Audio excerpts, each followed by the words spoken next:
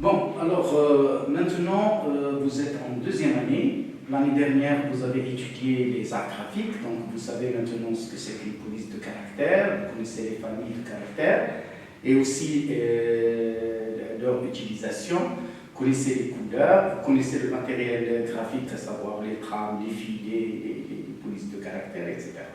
Maintenant, on est en design de communication et multimédia.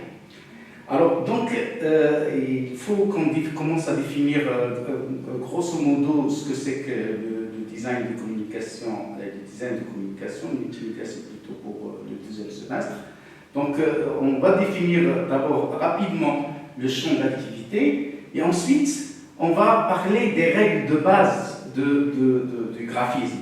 Parce que c'est vrai que c'est un domaine de création, mais il ne faut pas oublier que le graphisme, c'est des contraintes. Nous avons des contraintes de temps, des contraintes budgétaires, des contraintes techniques, etc. au niveau de la fabrication.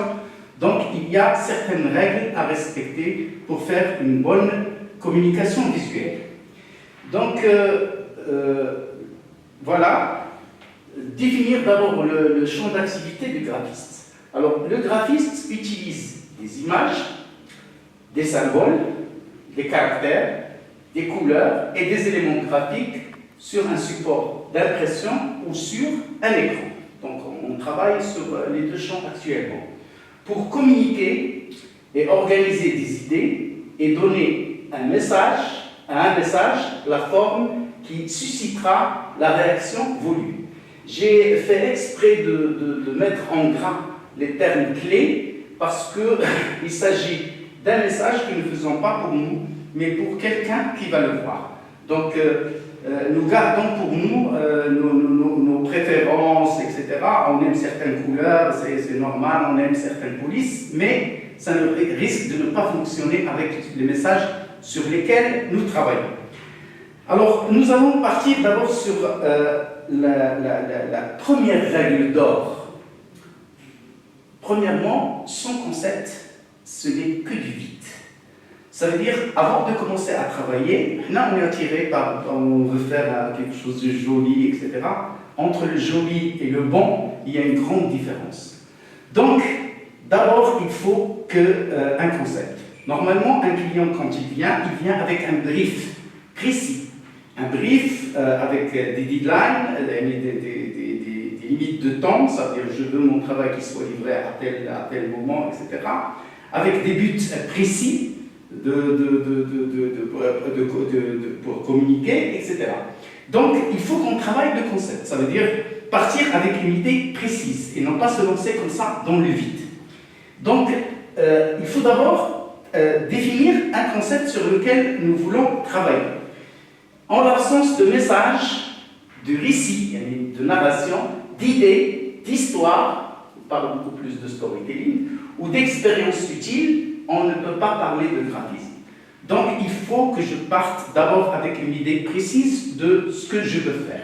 Donc, dans ma méthodologie de travail, je dois d'abord définir très clairement sur quoi je veux partir pour ma recherche. En l'absence de message clair, même si la chose est belle, visuellement, et fascinante, c'est une coquille vide.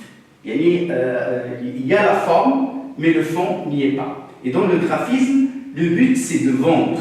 Et pour vendre, il faut des idées claires. C'est pas parce que c'est joli que ça va se vendre. Donc, d'abord, partir d'un concept. Avant de se lancer dans le travail, on va faire des recherches, on cherche dans le champ lexical, on produit mais ça, tout ça, vous allez bien sûr le faire après dans votre cours. On part avec un nuage de mots, un nuage d'idées, et pour définir les pistes sur lesquelles nous allons travailler par la suite. Donc c'est un travail de recherche d'abord. J'ai un projet, je l'ai devant moi, il y a des projets sur lesquels je n'ai jamais travaillé, donc je dois faire des recherches, etc. et définir une idée fédératrice qui va m'amener vers la résolution du problème. Donc, d'abord, trouver un bon concept. Deuxièmement, communiquer, c'est faire simple. Et ça, c'est une tendance. Quand on commence dans le domaine, on a la mauvaise habitude de vouloir tout montrer. Ça nous arrive en infographie quand on apprend sur un logiciel vectoriel bitmap, quand on veut montrer tout ce qu'on fait, etc. Ce qui fait que notre message qu'on voulait passer au début, il est noyé au milieu d'un nuage de choses, etc. Et comme disent les Chinois, 1000 détails font un nuage imprécis. Donc, communiquer, c'est d'abord de faire simple et se dire, cet élément, est-ce qu'il est nécessaire dans ma communication ou pas? S'il n'est pas nécessaire, je dois l'éliminer. Donc, la forme est porteuse de sens et rien dans cette forme ne doit venir brouiller le message et égarer le public. Je dois d'abord me dire, qu'est-ce que je veux que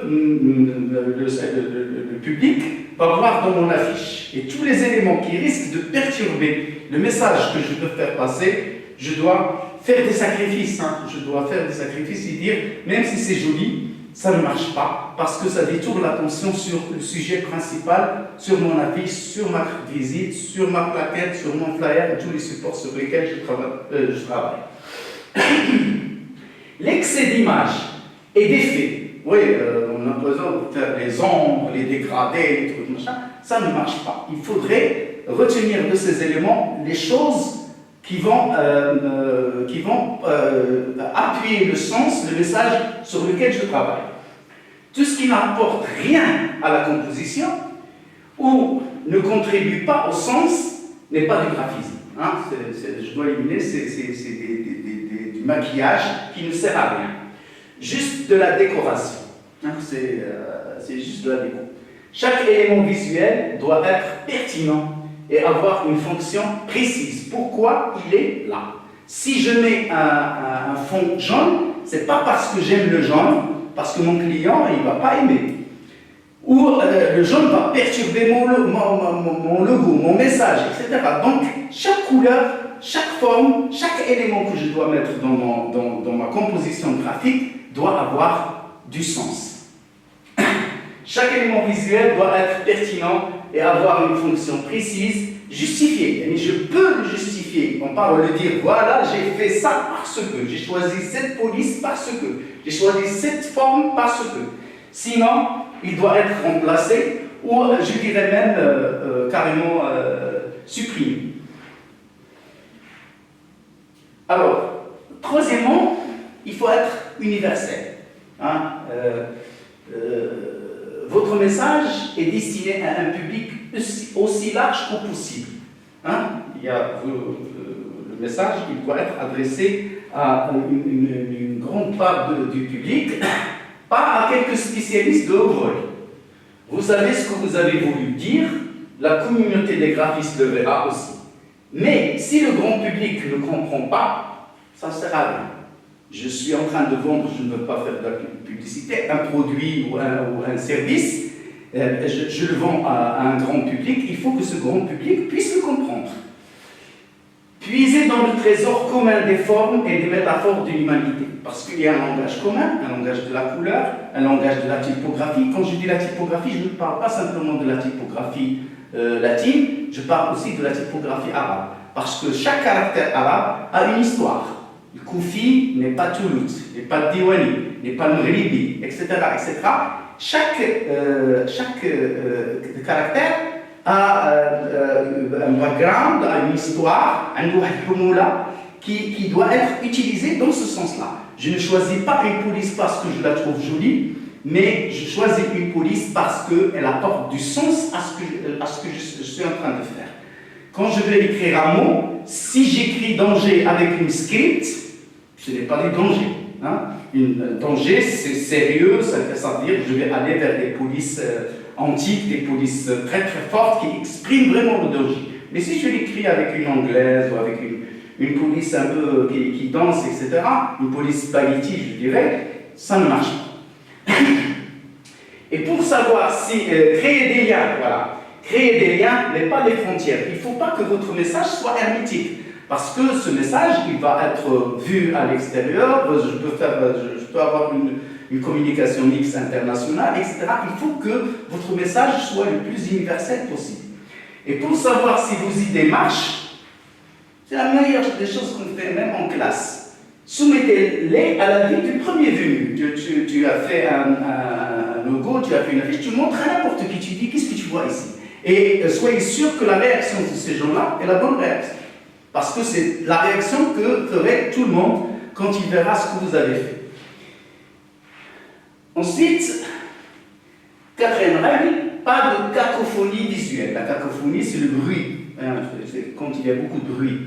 Assurez-vous que tous les éléments communiquent les uns avec les autres. Il faut qu'il y ait une unité dans la variété. Le bon graphisme suppose que le langage visuel d'un tout, sa logique interne est telle que ces parties se renforcent mutuellement en termes de forme. Il faut que ça fonctionne, il faut que ça... C'est comme une machine, hein. Il faut que tous les éléments qui sont dans la machine marchent. S'il y a une pièce défectueuse, il faut la remplacer. Poids visuel ou agencement, mais aussi du point de vue conceptuel. C'est un tout en fait. Tout ce qui n'est pas intégré affaiblit le message. Et chaque élément que vous mettez, vous savez, quand vous avez une affiche bleue, une grande affiche bleue avec un point jaune, ben les gens ne verront pas le bleu, ils verront ce petit point jaune qui va être le plus visible. Hein. Ensuite, moins, c'est mieux. Less is more. La théorie du moins c'est mieux n'est pas un dogme esthétique. Hein. On entend Mies van der Rohe lorsqu'il l'a dit, etc. Non, c'est une réalité en fait. C'est une question de bon sens. Plus il y a d'éléments dans un espace donné, plus il est difficile de voir l'essentiel. Comme j'ai dit tout à l'heure, les Chinois disent un nuage, 1000 détails font un nuage imprécis. Il ne faut pas surtout confondre complexe et compliqué. Complexe, c'est mu'akkad. Compliqué, mu'akkad. Donc, complexe, oui, mais compliqué, non. Parce que ça nuit au message initial que je peux faire passer. La vraie puissance créatrice est celle qui exploite le moins d'éléments possible sans appauvrir l'expérience. Plus c'est souvent trop, tout simplement. Et quand tu ajoutes des choses comme ça, parce que tu aimes, parce que c'est joli, etc., il faut savoir que ça affaiblit encore plus votre message primaire. Et votre client, il veut vendre. Alors ensuite, sans hiérarchie, pas de trajet. Il faut toujours hiérarchiser votre information. Quand vous avez une affiche, prenez un stylo et dites, voilà, qu'est-ce qui est le plus important à faire passer? Le titre, est-ce qu'il est important ou là? Vous mettez même des chiffres, dites, ça c'est le plus important, ça c'est après, numéro 2, ça c'est 3, etc. Et quand vous commencez à placer vos éléments, donnez de l'importance au message premier, que ce soit dans les images ou que ce soit dans la typographie. Donc il faut hiérarchiser. Hiérarchie, ça veut dire qu'il y a quelque chose en haut et puis il y a les autres en bas. C'est ça, hiérarchiser, mettre les choses importantes en haut, en plus grand, en bien évident. Attirer d'emblée l'attention du public sur un élément important. Une forme massive, une image, des caractères surprenants, une couleur osée, puis en suivant un ordre logique sur les éléments moins importants, de proche en proche. Cela s'appelle hiérarchiser. Amener à voir dans un ordre donné et conditionne l'accès à la compréhension. Sans hiérarchie, la bataille est perdue d'avance. Hein. C'est comme dans la peinture classique, il y a toujours un point de tension, quelque chose sur laquelle l'artiste, le peintre, attire notre attention. Il nous dit, voilà ce qu'il faut voir en plus. Il l'éclaire, il le met là, il met des indications, des fois c'est des regards, des fois carrément des indications dans certaines peintures baroques ou classiques, etc. Le peintre veut attirer notre attention sur un élément. Dans la vie, c'est la même chose, c'est le même langage en fait. Qu'est-ce que je peux mettre là? Vous savez, quand vous avez une affiche dans la rue, elle est destinée, une grande affiche, je parle des 4x3 ou voilà, c'est destiné à des automobilistes qui passent en voiture dans la rue, ce qui fait qu'ils n'ont pas le temps de décortiquer le message que vous avez mis avec plein de choses, etc. Donnez-lui l'essentiel à voir. Point final. Il passe devant l'affiche et il faut qu'il capte le message tel que vous voulez qu'il arrive au public. De la couleur, mais avec discernement. Donc, la couleur, c'est bien, ça permet de visualiser, il y a certaines couleurs qui attirent l'attention, etc. Mais il ne faut pas en mettre trop. Vous avez une charte graphique, d'ailleurs il y a une capsule qui a été faite sur ce sujet. Vous allez voir que la couleur a une importance, c'est vrai, mais il ne faut pas que ça tourne, comme on a dit tout à l'heure, à la cacophonie, le bruit star. N'utilisez pas n'importe quelle couleur. Vous devez savoir quel résultat vous obtiendrez en combinant des couleurs et plus encore ce qui diront au public. Elles portent une charge psychologique et émotionnelle. Il y a chaque couleur, comme les polices de caractère, chaque couleur a une histoire. Et les couleurs ne sont pas perçues de la même manière chez toutes les civilisations. Chaque civilisation a une appréhension de la couleur différente de l'autre. D'ailleurs, ne serait-ce que, par exemple, au Maroc, les femmes portent le deuil avec du blanc, alors que dans les autres pays, c'est du noir. Déjà, là, on n'est pas d'accord sur certaines charges émotionnelles de la couleur. Donc, dont la signification peut varier énormément d'un groupe culturel ou d'un individu à l'autre. Il faut les choisir avec le plus grand soin. Donc, avant de choisir une couleur, il faut définir qu'est-ce que je veux passer à travers cette couleur. Parce que, comme on a dit, chaque couleur a une histoire. Ensuite, le contraste. Ça, c'est très important. Je pense que vous l'avez appris aussi dans le cours d'expression plastique. Sans contraste, il n'y a pas de visibilité. Il faut que vos formes soient prégnantes. Prégnante, ça veut dire quoi? Ça veut dire qu'il faut que le cerveau du spectateur puisse les retenir.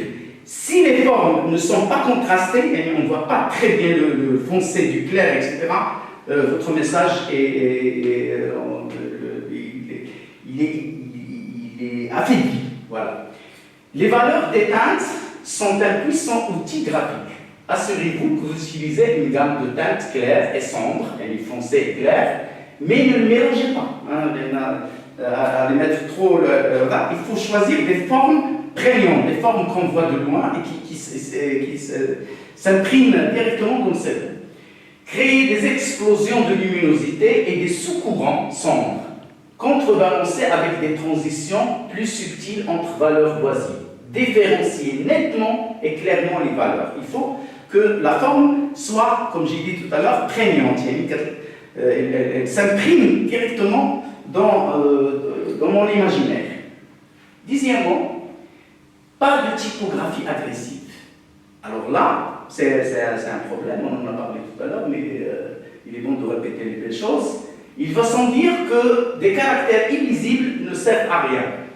Il y a, ça c'est l'expérience, beaucoup d'étudiants trouvent des polices jolies, etc., mais ils sont illisibles, ça ne se lit pas. Il est le seul à les lire, ça ne marche pas. Ces polices que vous prenez sur des sites très connus, je ne veux pas dire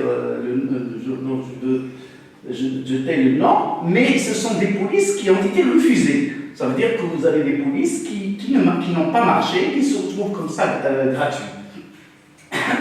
La typographie doit être expressive, visuellement inventive et conceptuellement évocatrice. Elle évoque quelque chose. Comme j'ai dit tout à l'heure à propos de danger, danger, je dois l'écrire dans une police qui exprime vraiment le danger. J'avais un prof qui disait, il y a des polices pour le dire. Hein? Chaque police, c'est un ton de la voix. Et même dans la Grèce des caractères, il y a des caractères gras, des caractères bold, de semi-bold. C'est une expression. Quand la lettre est fine, c'est du chuchoter. Quand il est normal, c'est du parler. Quand c'est du gras, c'est crier. Quand c'est de l'extra gras, c'est du hurler. Donc, élargissez votre information. Mais elle doit surtout transmettre de l'information. Pour que se passe bien, il faut des polices de caractère lisibles. La lisibilité d'abord, avant la visibilité. Hein? Tous les caractères peuvent être visibles, mais ils ne sont pas lisibles.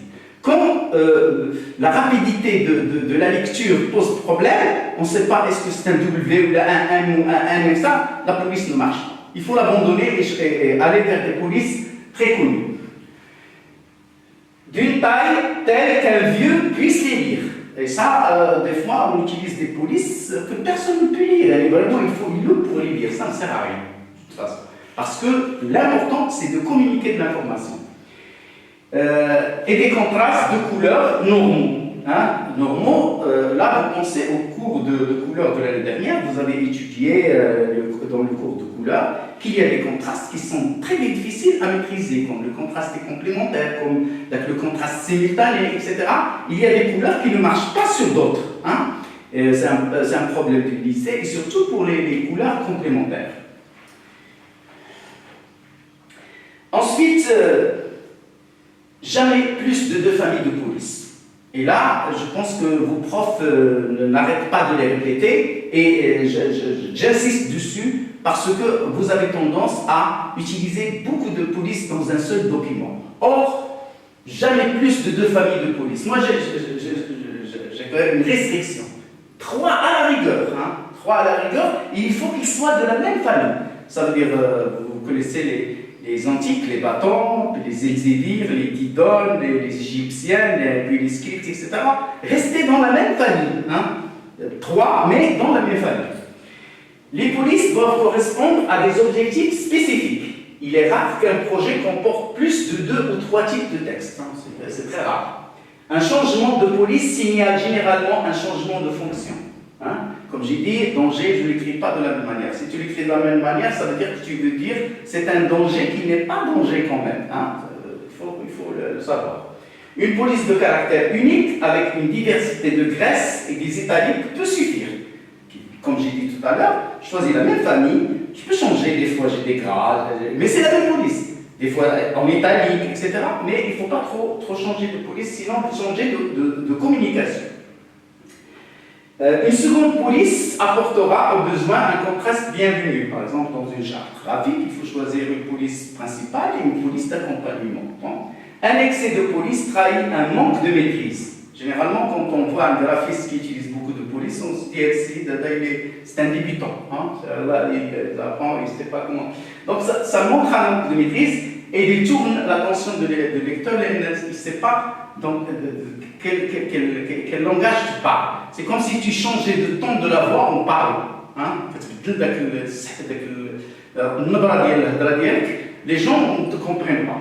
Est-ce que tu es sérieux? Est-ce que tu es en train tu fais de l'humour, etc. Ensuite, la mode d'aujourd'hui n'est pas celle de demain. Hein? Ça, on est tous pris au début quand on commence dans un domaine, on est attiré par tendance, c'est la tendance, etc. Il ne faut pas se fier à cela. Il ne faut pas de tout se fier à cela.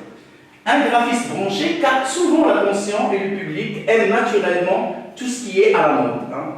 Mais ne vous y laissez pas prendre. Si vous vous concentrez sur le sens et le concept que vous avez tout à l'heure, et non sur les tendances stylistiques du moment, vos projets auront une résonance plus forte. Pourquoi? Ils ne se démoderont pas. Hein? Et leur impact sera plus durable. Normalement, la vie, par exemple, d'un logo, elle doit être entre 15 et 30 ans. Alors, si votre logo se démode après 2 ans, ben, votre client ne reviendra pas chez vous. Ça, c'est sûr. Et avant-dernier, pardon, et pas de vieux recopiés. Hein, ça,